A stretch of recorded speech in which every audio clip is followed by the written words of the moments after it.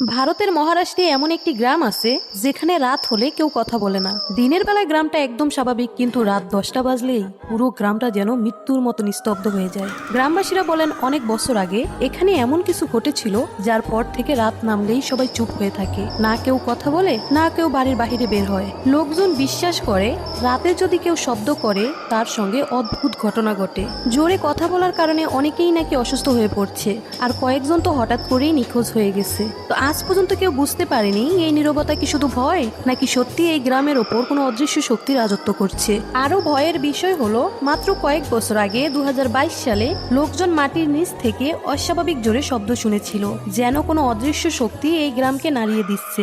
এই রহস্যময় ঘটনাগুলো অন্য কোথাও নয়, ঘটেছে ভারতের মহারাষ্ট্রের লাতুর জেলার হাটুরি গ্রামে, যা বহু দশক ধরে এই অদ্ভুত ঘটনার সাক্ষী। তো তোমরা যদি এই বিষয়ে পরবর্তী কোনো ভিডিও চাও তাহলে কমেন্টে লিখো নেক্সট ভিডিও।